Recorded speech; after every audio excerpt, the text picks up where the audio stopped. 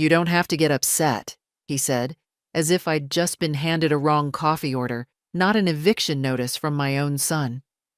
I didn't answer right away. I looked at the envelope again. My name on the front. My son's handwriting. A stamp from the county office. He was standing in my kitchen, the same kitchen I'd once let him paint yellow when he was 12, even though it turned out blotchy and streaked. His voice still had that calm tone he used as a teenager when he'd broken something and wanted to soften the blow. Only now he wasn't 12. And this wasn't a lamp or a plate. This was my house. You can take all the time you need to process, he added, glancing toward the window, where his new black SUV was parked like a silent threat. But the papers are official. I finally looked at him. Really looked. Gerald was 52 now. A man with silver at his temples, a leather belt that cost more than my monthly groceries, and shoes that hadn't seen a scuff in their life. His mouth tightened when he saw my expression. Not sad, not apologetic, just prepared. Why? I asked, not loudly, not angrily, just one word. He sighed as though I were a stubborn child again. Mom, you've said yourself, it's getting harder to keep up with everything here. The stairs, the yard, the maintenance. It's a big property. And now that we're moving, I interrupted. To New Bern, he said. Bigger house, better school district for the boys. And we'd like to use the proceeds from this place for the down payment. It just makes sense. I looked around. The curtains I'd sewn myself. The wooden table James built before his stroke. The chair with the uneven leg Gerald used to wobble in during dinner, grinning every time I told him to sit still. This was the house where I lost my husband. The house where I raised my son. And now, apparently, the house that would fund his fresh start. You said I could live here as long as I wanted, I said. That was before, he replied. Before we knew how much it was worth. I stared at him. I mean, before we knew how much you're struggling, Mom. He corrected himself, catching the words too late. We're just trying to help. You shouldn't be alone here. It's not safe. You can move into one of those assisted communities. I held up my hand. I didn't want to hear the rest. Not the brochure.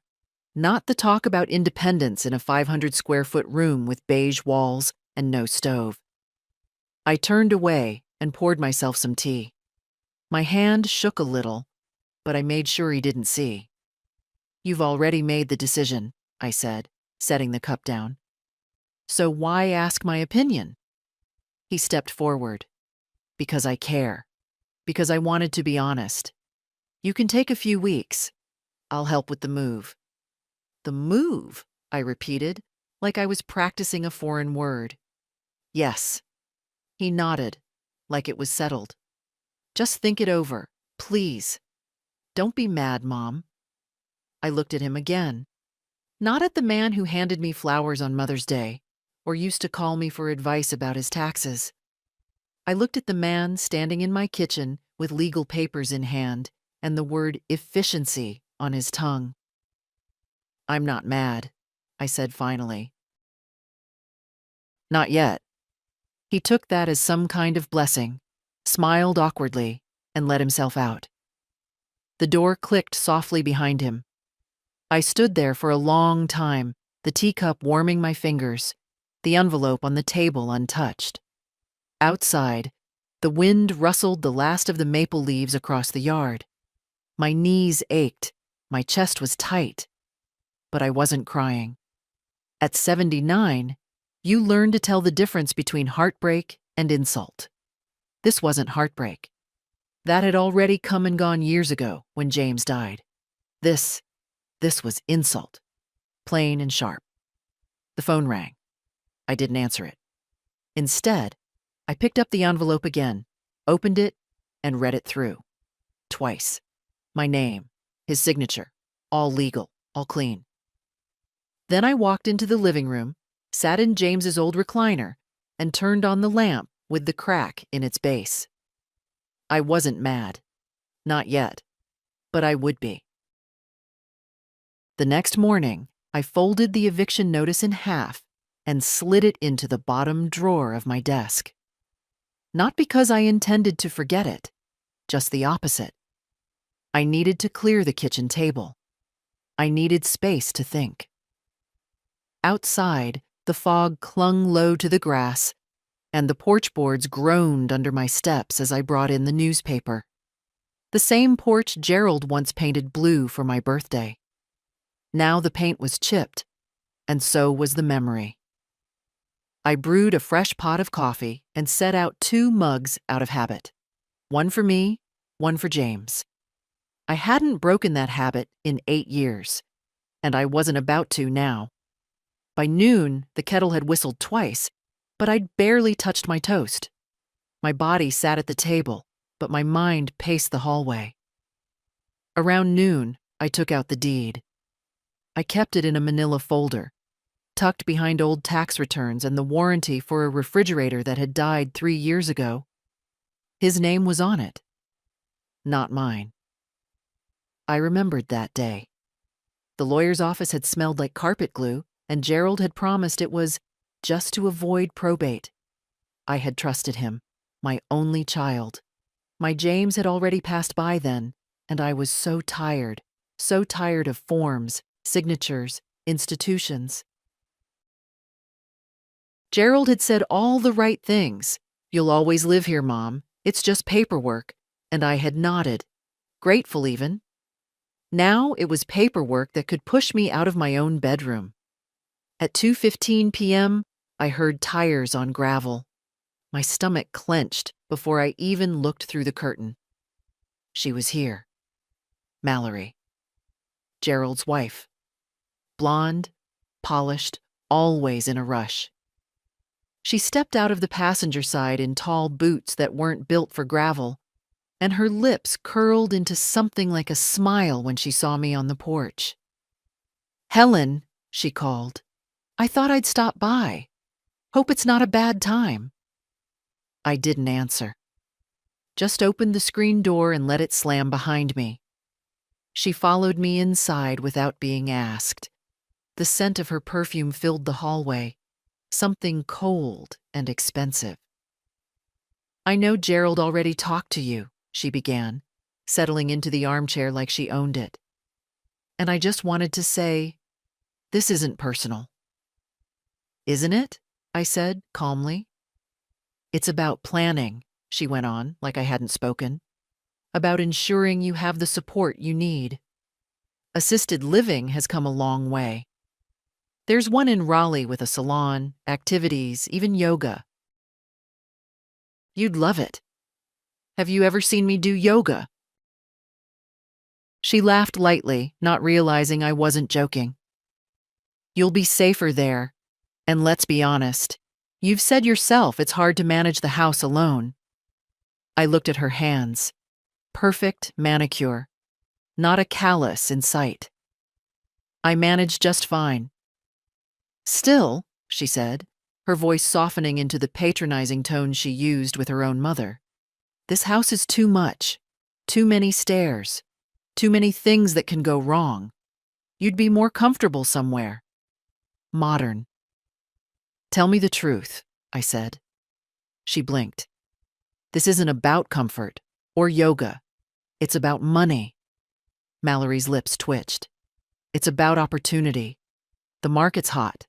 We can get a good price now and roll it into the new property before rates go up again. Gerald's job isn't as stable as it used to be. The boys need better schools. You could help everyone just by vanishing quietly," I finished for her. She didn't deny it. "I baked today," I said suddenly. "Cranberry scones. Your boys used to love them." She looked confused, but I got up and fetched the plate from the counter. Still warm. Mallory took one, out of politeness, and bit into it. "Still delicious," she said. though she looked like she'd rather be chewing sawdust. "I want you to do something," I said, sitting down again. "Tell Gerald not to come back here with papers.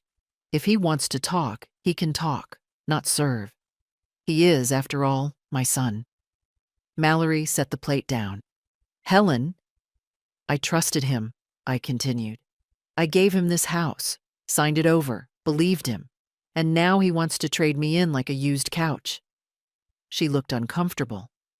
"I think that's unfair." I nodded. "You would." When she stood up, her smile had faded. "I'll let Gerald know you want a conversation, but I hope you'll think about the future." "I am," I said, for the first time in a while. She left without finishing the scone. After she drove away, I wrapped the remaining pastries and placed them in the freezer. Waste not. Then I took out a notepad. Clean page. Clean lines. At the top, I wrote, "People I can call who still know who I am." And I began. I didn't sleep much that night. The house was too quiet. The kind of quiet that feels personal. Around 4 a.m., I got up, pulled on my robe, and padded into the living room. The heater clicked on. Outside, the wind rattled the shutters. Inside, the air held that heavy stillness of a home that knows something is ending. I sat by the fireplace, where James used to stack wood like a mason laying bricks. He'd always say the same thing when the logs finally caught flame. "There it is, the honest kind of heat." And it was James I kept thinking about. He would have been livid, not loud, but cold, the way he got when he was disappointed beyond words. We bought this house together in 1974, a little rough around the edges, but full of promise. We built out the porch ourselves one summer, sweating in the Carolina sun, arguing over the angles, and laughing about it later with lemonade in hand. We raised Gerald in this house, buried James from it. After his funeral, the lawyer had suggested a will update. Gerald was so helpful back then, insisting on handling everything. When he brought up transferring the deed just for ease later on, I hadn't questioned it. I didn't want to think about dying. I just wanted things to be settled, like he promised. What a fool I'd been. I still had the original paperwork. I opened the safe in the bedroom closet. Combination 11/21/55, our anniversary. Inside were birth certificates, James's military discharge letter, and the notarized deed transfer. My signature, neat and naive at the bottom. Gerald's name alone on the next line. I stared at it for a long time. Then I picked up the landline. "Good morning. This is Rachel from Fenton and Brock Legal Services." Her voice was too cheerful for 8:07 a.m. "Rachel, I need to speak to someone about property rights and tenancy agreements." There was a pause. "Are you a current client?" "No, but I was married to James Kirkwood. He did our taxes with your office for years." She transferred me to a woman named Diane, who sounded older and knew how to listen without interrupting. I explained everything: the house, the deed, the eviction notice, my age. When I finished, Diane cleared her throat. "Mrs. Kirkwood, first, I'm sorry you're going through this, and second, you may have more rights than you think. North Carolina law has protections for seniors in situations of coercion or undue influence." "I signed it willingly," I said. "I just didn't expect this outcome." "Willingness isn't always informed," she said gently, "especially when it's family. Tell me, do you have a copy of the transfer documents? Any correspondence?" I told her I did. She asked me to bring them in. "There may be a way to contest the transfer, especially if your son promised lifetime residency, even verbally." "Would that hold up?" "It depends. But if there's any indication of financial exploitation, yes. Do you have anyone who can support your account? Witnesses, emails, even old letters? I looked toward the cabinet. James's old cigar box sat on top, where I'd tucked his last birthday card to me and a bundle of other things I hadn't touched in years. I might, I said. Then let's meet, Diane said. I have an opening at 3 today. Bring everything. After I hung up, I sat quietly. My fingers trembled, not from fear, but from a strange, sharp thing I hadn't felt in years. Resolve. I didn't know what would come of it. Maybe nothing. Maybe a battle I couldn't win. But I wasn't going to be pushed out of my own home without using every bit of the spine life had carved into me. At 1:45, I was dressed and out the door. The deed, the letters, the photos, all in a canvas tote that used to hold groceries, now holding my case. The sun was out. My hip ached on the steps, but I didn't curse it. I took each stair slowly, deliberately. I was still in this house, and I intended to be, for as long as I decided. The law office was in one of those new buildings that look like they belong in a catalog. Polished floors, clean white walls, glass doors that whisper when they open. I felt like I was walking through someone else's life. Diane met me in the lobby. She was in her late 50s, smartly dressed in navy, and had a handshake that said she meant business. "Let's sit down," she said, and led me into a quiet office with a long table and a pitcher of water I didn't touch. I laid everything out: the deed, the notarized papers, the card from Gerald years ago promising, "You'll always have your home." Even the thank you letter he'd written after I helped with their down payment. I brought the envelope with the eviction notice, too. Diane read it all silently. "He gave you this in person?" she asked, holding the notice like it was something unclean. "Standing in my kitchen," I said. She nodded and leaned back. "Legally, it's his name on the deed. But morally, ethically, you've got a strong position, especially if you can show this wasn't just a gift, but something given under the condition of security. He promised you a lifetime right to stay?" He did. "Said it out loud more than once? Anyone else ever hear that?" I hesitated. "James, before he passed, and my grandson, Andrew. He knows what Gerald promised." Diane made a note. "That helps. A lot, actually. Courts don't look kindly on adult children who maneuver aging parents out of homes they've lived in for decades, especially when it's done under the guise of convenience." "What about the house being in his name?" "Ownership isn't everything.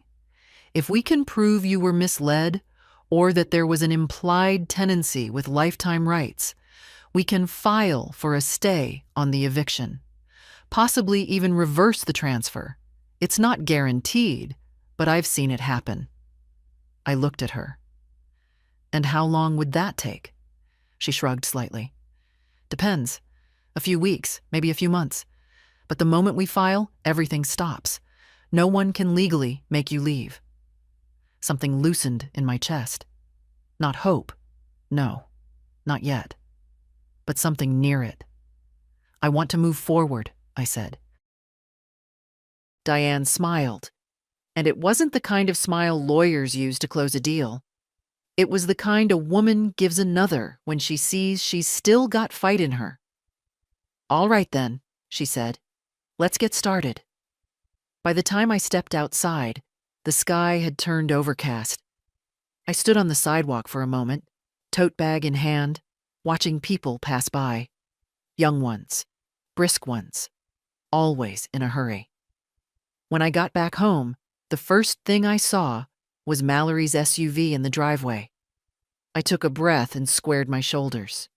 She was standing on the porch, typing something into her phone, looking irritated. She straightened when she saw me. "Helen," she said. "I was just stopping by to..." "To what?" I said. "Check if I'd packed yet?"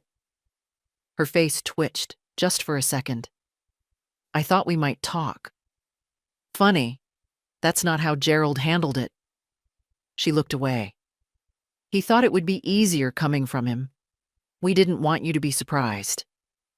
I wasn't surprised, I said, unlocking the door. I was insulted. She followed me inside, uninvited again. Helen, this isn't an attack. It's just practicality. We can't hold two properties. Gerald has debts. The boys need better. I needed better once too, I said, turning toward her. When Gerald was 10 and James was laid off, we had nothing but this house, a beat-up truck, and each other. I didn't sell my parents' land to make things easier. I made do. Mallory crossed her arms. Times are different. No, dear, I said. People are different. She opened her mouth to speak, then thought better of it. I've hired a lawyer, I added. We're contesting the deed transfer and filing for a stay. Her eyes widened. You're serious? As a heart attack. She glanced at the photos on the mantel. Gerald as a boy. Gerald at graduation. Gerald with her on their wedding day. You're going to drag your son into court? I poured myself tea. No. He dragged himself. She didn't say another word, just walked out without finishing her sentence, her perfume trailing behind her like smoke. I stood there in the silence, holding the cup steady in my hands. It was beginning. Andrew showed up the next day without warning, just as I was taking laundry off the line. He parked his old sedan by the curb, not in the driveway like his parents always did.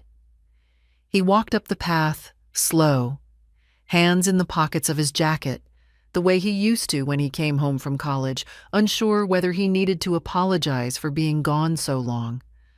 I saw the way he scanned the porch, the roof, the flower beds. He hadn't been here in months, but I could tell he remembered every crack in the steps. Hey, Grandma, he said. Hey, yourself, I replied, setting the basket down. You here to serve me more legal papers? His mouth opened, then shut. No, he said finally. I just came to see you. I nodded. Then come in. He followed me inside and kicked off his shoes at the door, like he always used to. I poured us tea, he still took 2 sugars, and we sat at the kitchen table. The one where I used to lay out his spelling words. The one where he cried after breaking his arm falling out of the oak tree. I didn't know, he said, once we'd sat in silence for a while. About the papers. About what Dad did. I believe you, I said. He stared at his mug. He didn't tell me anything. Mom either. I only found out because I overheard them arguing last night. She wants to list the house already. I blinked. Already? Andrew nodded. They're meeting with a realtor on Monday. Of course they were. I'm sorry, he said, his voice cracking a little. I didn't know how bad things had gotten. They hadn't, I said. Not until this. He looked up at me, eyes full of something I couldn't name. You don't deserve this. No, I said quietly. I don't. He hesitated. I've been thinking, if there's anything I can do. You're doing it now, I interrupted. By coming. We drank in silence for a few more minutes. Then he asked the question I'd been expecting. Why did you sign the house over to him in the first place? I leaned back, the chair creaking beneath me. Because I was tired. Because your grandfather had just passed. Because Gerald said all the right things. Andrew nodded, his jaw clenched. I want to help. If this goes to court, I can testify. I remember what Dad said about the house back when you signed. He told us all that you'd live here forever, that nothing would change. That might be helpful, I said, though I already planned to give Diane his name. He leaned forward. I meant what I said. I don't want this to happen. I don't want you to be alone. I reached out, placed my hand over his. I'm not alone. He stayed for an hour, helped me bring in the rest of the laundry, tightened the loose hinge on the screen door. Before he left, he hugged me tighter than usual. You let me know what happens, he said. Whatever you need. When he drove away, I stood on the porch and watched his taillights disappear down the street. That night, I baked. Apple crisp. Not for anyone in particular, just because I could. And when I sat down with a bowl in my lap and the scent of cinnamon warming the house, I felt something flicker deep in my chest. Not bitterness, not sadness. Something softer. Something like courage starting to take root. The office smelled faintly of lemon oil and printer paper. Diane had cleared the long table, and my file sat in front of her, thick now, full of tabs and clipped notes. I've looked through everything, she said, adjusting her glasses. And I think we have enough to move. Move? I echoed, setting my purse down. File for a declaratory judgment, she clarified. We'll argue that there was an implied right of residency, based on verbal assurances, your long-term occupancy, and the financial history between you and your son. We'll also include evidence of potential undue influence when the deed was transferred. I stared at the manila folder. And that could stop the eviction. It will, she said. At least temporarily. Once filed, it freezes all action. He can't sell the house, can't list it, can't remove you until the court hears the case. I let out a slow breath. Not relief yet. But the idea of time, my time, was a gift I didn't expect to hold again. I'll file it this afternoon, Diane said, and I'll have a courier deliver notice to your son's address. We'll also request a temporary injunction. Good, I said quietly. She hesitated. He might respond. Poorly. I'm counting on it, I said. She smiled faintly, then turned serious again. Helen, you should know, this kind of case can stir things up. Families split over less. I nodded. We split already. This is just paperwork. When I got home, the house felt different. Not warmer, not safer, but steadier. Like it had agreed to hold its ground with me. I put the kettle on and sat by the front window with my notebook. It was late afternoon. Golden light stretched across the wooden floor. I opened to the list I'd started days ago. People I can call who still know who I am. Andrew, Diane, Lorraine, if I can find her number. Mrs. Cates from next door. I added one more. Me. I may not have remembered it for a while, but I know who I am. The phone rang at 5:42. I let it go to voicemail, then checked the message 5 minutes later. It was Gerald. His voice was controlled, but clipped. Mom, I just got served something from a lawyer. I don't know what this is, but what the hell are you doing? Call me back. I didn't.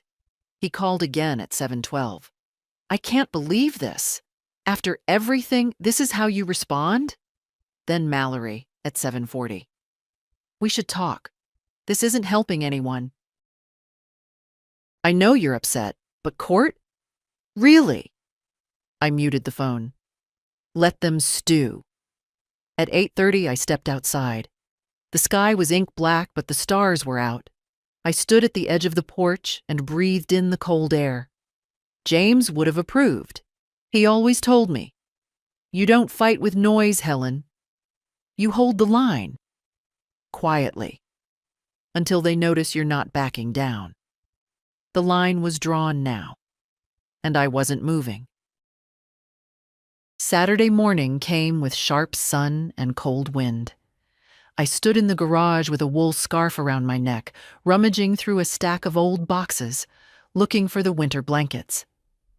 My fingers were stiff, but I welcomed the ache. Pain meant I still had a body that answered back. I opened a box labeled James, office in my handwriting, faded now. Inside were files, a ledger, a jar of screws, and tucked under an envelope of utility receipts, letters. Not bills, not typed forms, actual letters, folded and yellowed. His handwriting, neat, deliberate, with a slant that always leaned left, like he was leaning in to tell you something, quietly. I sat on the workbench, the concrete floor cold through the soles of my shoes, and opened the top one. October 14th, 1992. Helen, if you're reading this, it means I've finally made it up to the lake without dragging you with me for once. I smiled. He'd taken those solo fishing trips every fall, swearing it cleared his mind. Truth was, he missed quiet more than fish. I don't say it enough, but this house? You made it a home. I built the walls, sure, but you built the days. If anything ever happens to me, make sure you stay here as long as you want. This place has your name written all over it, even if the papers say mine. I folded it carefully, hands trembling for a different reason now. The second letter was shorter, written on a napkin, of all things, probably from the garage or the truck.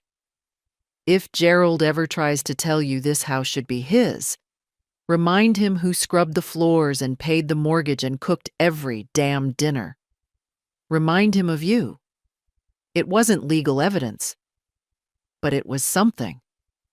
A man's truth, put to paper without knowing it would one day be ammunition. I brought the letters inside and tucked them into the blue folder for Diane. Not as documents, as reminders. That night, I couldn't sleep. I pulled out the old photo album, the thick one with the cracked spine. James holding Gerald on his shoulders, laughing with his mouth wide open. Gerald at 7, holding a bent fishing rod with no fish on the end. Me in the background, holding a sandwich, half smiling. One of the last pages, Gerald, Mallory, baby Andrew. Christmas Eve. Tree lights blinking in the background. My apron dusted with flour. When had the warmth gone out of his face? Had it always been there, and I just stopped noticing? I shut the album and set it on the coffee table. Then I sat with the silence. Let it surround me. Let it say what needed to be said. You gave your life to something. Someone. Now you're not giving it away anymore. Lorraine hadn't changed much. Maybe her hair was whiter, maybe her back a little rounder, but her voice was still the same. Sharp, low, warm in a way that could burn or soothe, depending on where she aimed it. She brought banana bread, as always. Said she'd baked it before the bananas turned black. That was her rule. Don't wait for things to rot before you use them. We sat in the living room, the gas heater clicking faintly in the corner, the sun dragging long shadows across the carpet. She poured our tea. No milk, no sugar. Just like in 1976, when we used to drink it in the laundromat break room, balancing paper cups on our knees. So, she said, tearing off a corner of her slice. Gerald finally showed his teeth. I didn't ask how she knew. News like this moves through town faster than plumbing rumors. He did, I said, and you're fighting. I am. She nodded slowly. Took you long enough. I didn't flinch. I don't mean it cruel, she added. Just, Helen, you've been letting him take pieces of you for years. One birthday at a time, one check, one favor. All those little silences. And now he's come for the roof. I looked down at my cup. The tea had cooled, but I didn't mind. You always made excuses for him, she went on. Said he was busy, said he didn't mean to forget, said he was stressed.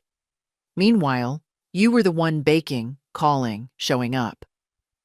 I'm his mother, I said.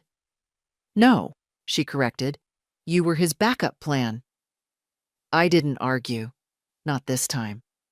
She reached into her purse and pulled out a folded sheet. Remember this?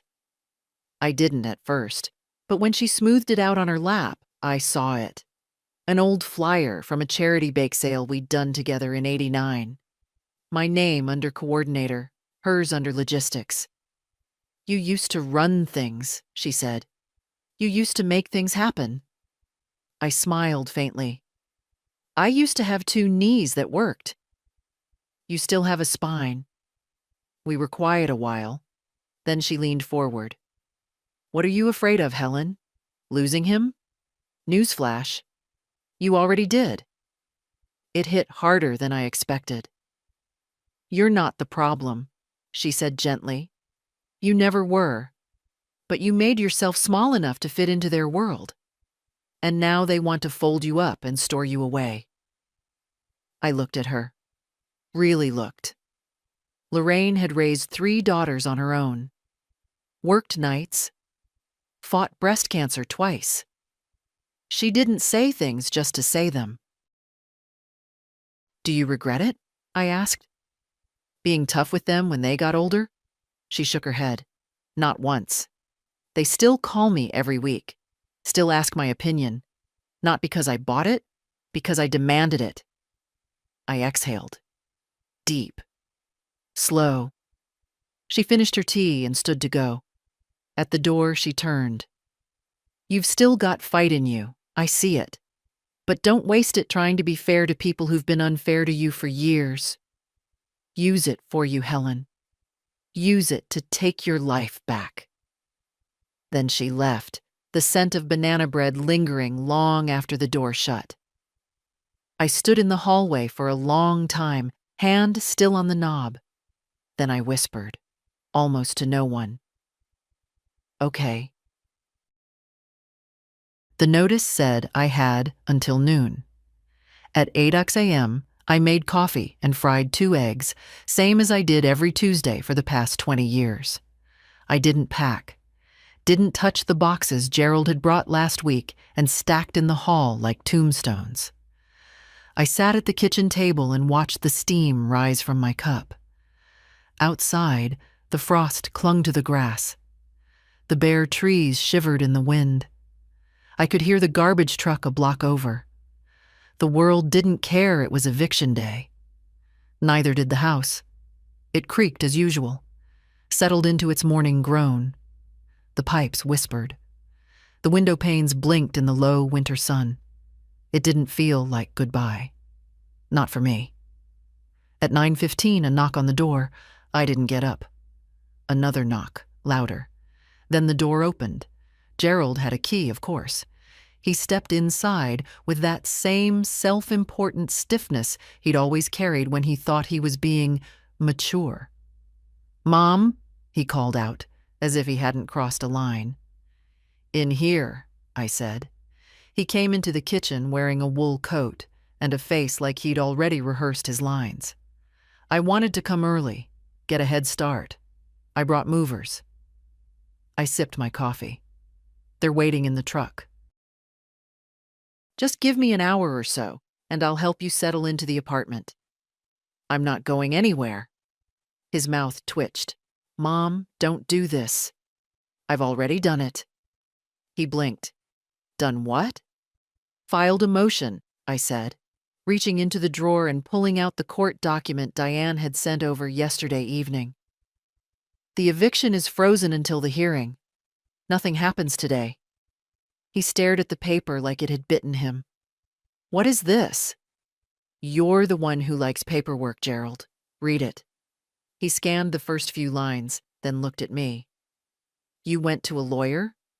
I did. His voice raised. You're making a mistake. This is going to cost money, stress. Do you even understand what you're doing? Yes, I said.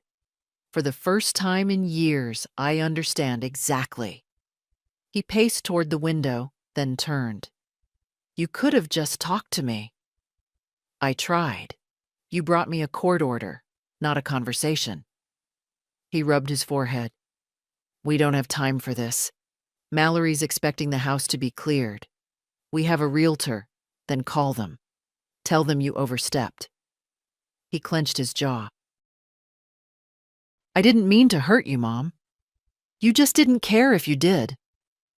We stood in silence for a long moment. Then he looked down, folded the paper, and shoved it in his coat pocket. This won't stop the process, he said, already heading toward the door. It just delays it. We'll see. He paused in the hallway, where his old trophies still sat dusty on the shelf. You really want this to be how we end? You ended it the day you brought movers into my home.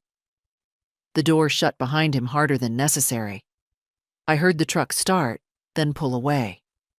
I sat there, not triumphant, not afraid. Just still. The house was still mine, for now. And that was enough. The movers returned 2 days later, but this time they didn't get out of the truck. I watched from the window as Gerald stood beside the van, phone pressed to his ear, face growing redder by the minute. He paced the driveway, pointed at the house, then finally gave up and waved the crew off. They left without lifting a single box. By now, the temporary court order had been processed, filed, recognized. The ink on the judge's signature was dry.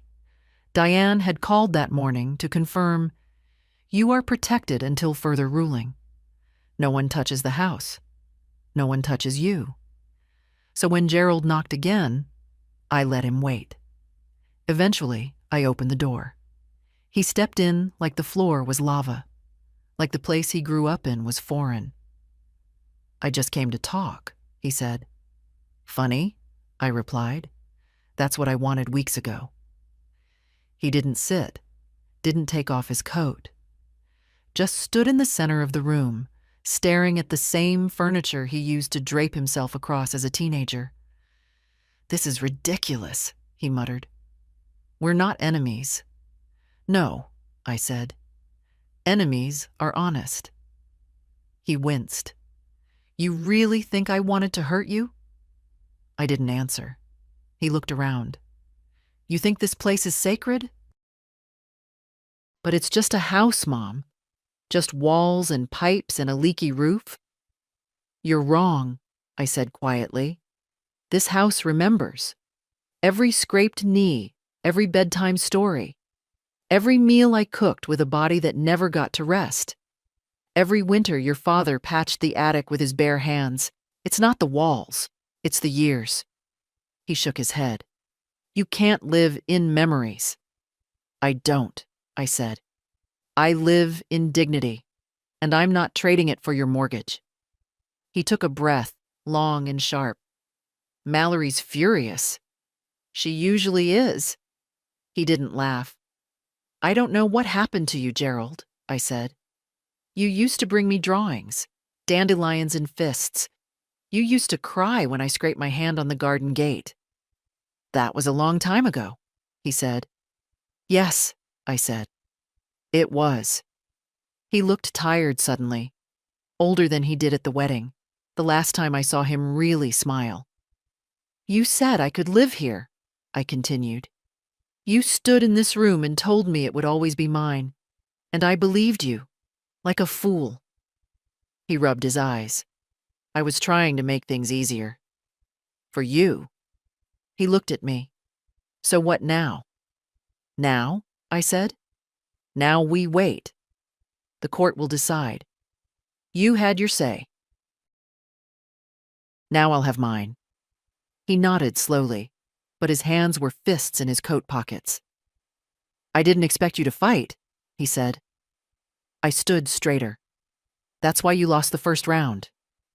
He turned to leave, then paused at the door. "Do you want me to call? Check in?" "No," I said. "If you have to ask, the answer's already no." The door shut softer this time. I sat down on the couch and exhaled. He would come back, maybe, or not. Either way, the door would only open on my terms now. Diane's office felt different the second time. Not because of the decor, it was the same wood grain furniture and muted carpet, but because I no longer felt like a problem being solved. I was a woman pursuing her right to stay standing. She handed me a thick folder across the desk. "We're filing the affidavit today. Official notice of your residency rights, plus witness statements and the letters." I touched the edge of the folder. "You think it'll hold?" She met my eyes. "I do. Especially with Andrew's statement. He was detailed, clear, mentioned exact dates, specific promises Gerald made, and his own memory of the day you signed the deed."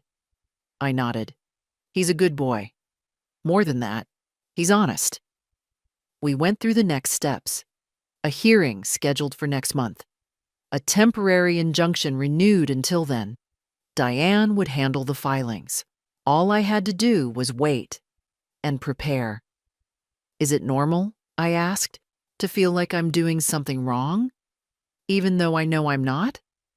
She paused. "Yes," she said, "because you were taught to be agreeable, to be the bridge, not the wall." I let that sit. After I left the office, I didn't go straight home. I stopped by the notary. Signed new documents, re-established power of attorney with Andrew. Then I went to the post office and mailed a letter to the county office requesting an updated property tax statement in my name, pending judgment. I wasn't delusional. The house wasn't mine on paper, but I'd stopped living like a guest. At home, I took the wedding photo of Gerald and Mallory off the mantel. It didn't hurt. I wrapped it in newspaper and slid it into a drawer, not to erase, just to put things in the right place. Then I sat at the dining room table and opened my old financial ledger, the one I used to track every grocery, every gift, every check I wrote with a sigh and a hopeful heart. I flipped to a blank page. At the top I wrote, "November revisions." Below that, "Mortgage on self-respect." Paid in full. At 4:10 p.m., the phone rang. I didn't answer. It rang again at 4:27 and 5:03. I let them all go. By 6:00, I was stirring soup on the stove, humming under my breath. Not a song I recognized, just something slow, something even. Then a knock at the door. It was Andrew. "Hope it's okay," he said, holding a small bag. "I brought chili." I smiled and stepped aside. "Good." I made cornbread. We sat together like two people who'd been through a storm and were drying off, each in our own corner of the same room. He told me about his classes. I told him about the court filing. He listened without flinching. "You did the right thing," he said. "I know," I said. "I just didn't know it could feel this quiet." He looked around. "Still feels like home to me." It is. Before he left, he hugged me, longer this time, like he meant it with every cell. After he drove off, I turned off all the lights except for the one in the hallway. James used to say a house should never go dark too early. It confuses the soul. I sat in that soft pool of light, listening to the silence. No ticking clock, no television, just breath and floorboards and memory. I wasn't waiting anymore. I was watching, and I wasn't done. The next morning, I found an envelope tucked inside the storm door. No stamp, no name. Inside was a note, handwritten in rushed, slanted lines. "Gerald's. Mom, please don't do this. You're making everything worse. The boys are asking questions. Mallory can't sleep. You're tearing this family apart over a house. This was never meant to be permanent. You knew that. Let's talk. Let's fix this before it goes too far." I folded the letter in half and placed it on the mantel between the candle holders. Let it sit there like a warning, not to me, but to the silence. The boys are asking questions. I imagined it. Gerald spinning the story over dinner? Mallory sighing loud enough for sympathy. Poor grandma's not well. She's confused. She's being influenced. She doesn't understand what's best. But I did. At 11:32 a.m., the doorbell rang again. This time, I looked through the peephole. Mallory. I opened the door, but only halfway. "Hello, Helen," she said. I waited. She glanced at her phone, then put it away. "I won't take much of your time. I thought maybe we could talk, woman to woman." "You had your chance," I said. "I know," she said quickly. "And I'm sorry. I didn't mean for things to get this legal. It's just—" Gerald panicked. "We thought you'd want something simpler, safer." I opened the door wider, not to welcome her, to let her see my face, my steadiness. "You mean smaller?" She swallowed. "I know it feels like betrayal." "It is betrayal." She blinked. "Helen, we have 2 kids in school, a mortgage, and a pending relocation. We're trying to plan a future. And I'm trying to hold on to what I already built," I said. Mallory looked toward the street, as if searching for an ally. "Andrew's in the middle of all this now. It's not fair to him." "He's fine," I said. "He's telling the truth." She straightened. "Do you know how much this is costing us? Lawyers, delays, time? Less than what you tried to take from me." Her mouth pressed into a line. "Gerald thinks you're being vindictive." "No," I said. "I'm being very, very fair." She took a breath. "We're family. That's what makes it worse." For a moment, I saw it.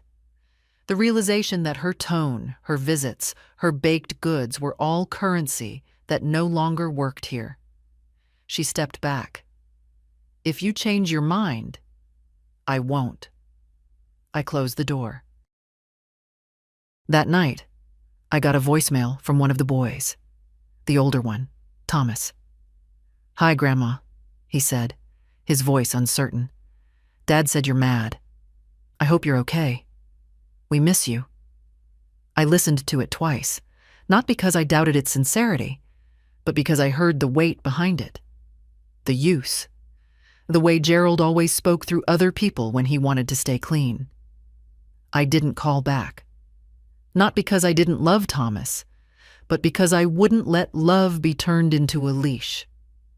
Instead, I sat in my bedroom and opened a drawer full of old Christmas cards.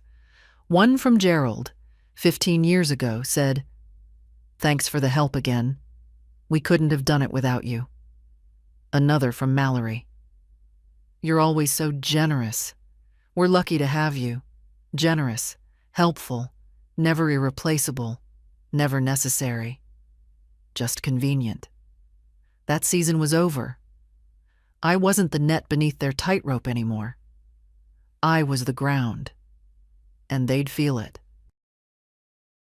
The first letter came on a Wednesday. It was tucked in with the usual pile of bills and catalogs I never ordered. Handwritten address. No return name. Inside was a note card, blue, with a pressed flower in the corner. "Helen, I heard what's happening. I just wanted to say, good for you. Not many people have the courage to stand up the way you are. If you ever want someone to sit on the porch with, call me. Judy Cates, next door with the barking terrier." I stood at the sink and read it twice. I hadn't spoken to Judy in more than polite greetings and shared complaints about recycling pickups. But somehow she knew, and she understood. The next day, another letter. This one from a woman named Marcia, who used to come to me for bookkeeping years ago. "Mrs. Kirkwood, I remember how patient you were with me when I was struggling to keep my little salon afloat. You never once made me feel stupid. You saved me more than once. I saw your name in the clerk docket. I don't know what your son's doing, but I'm rooting for you. I owe you more than you know." Then another. A postcard from someone I didn't even recognize at first.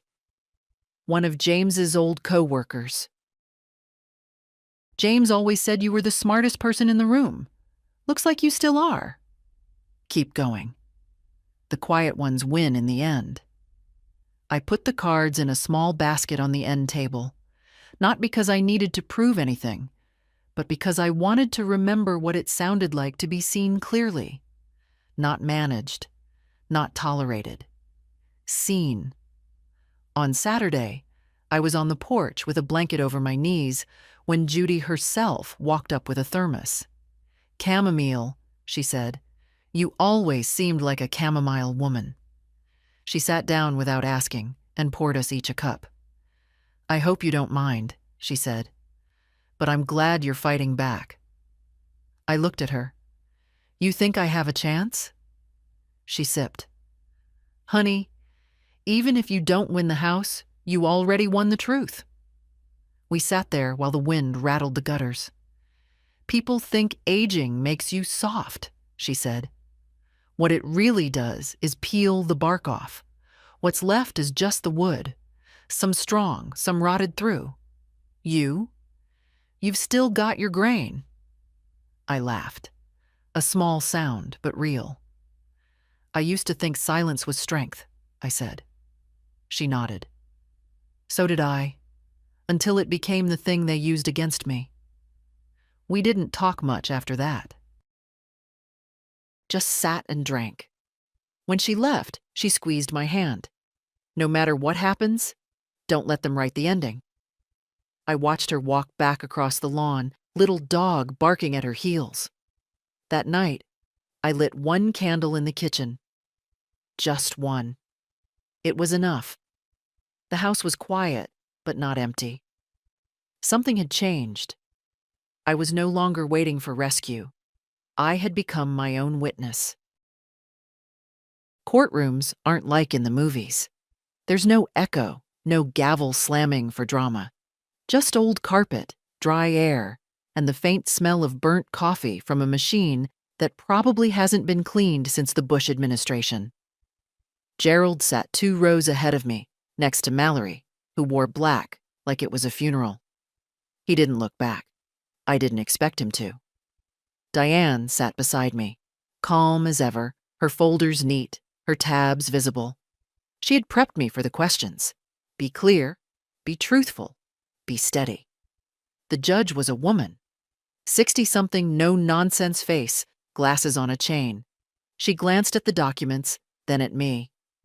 "Mrs. Kirkwood, you've requested the court recognize an implied right of residence. Is that correct?" "Yes, Your Honor." "You signed the deed to your son voluntarily?" "I did." "But you're claiming that there was a verbal understanding that you would live in the house for the rest of your life?" "Yes." "Was this understanding witnessed?"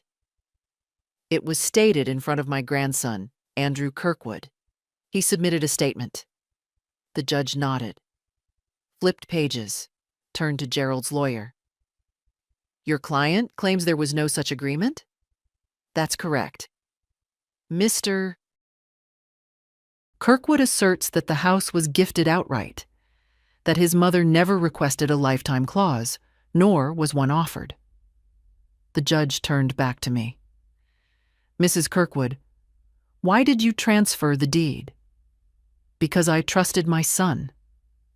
"And when did you learn that he intended to sell the home?"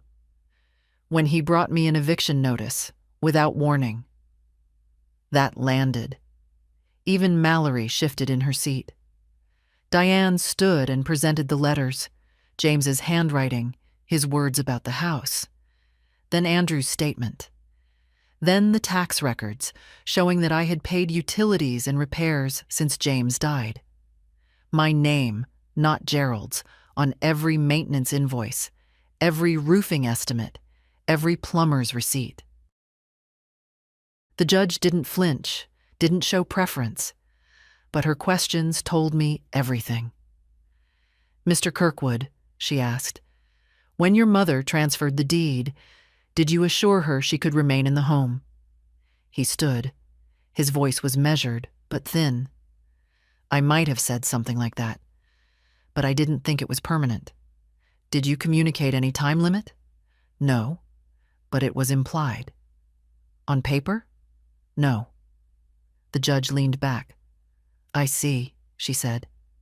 Then she looked at me again. I find it reasonable to believe that a verbal agreement existed between you and your son regarding your right to remain in the home.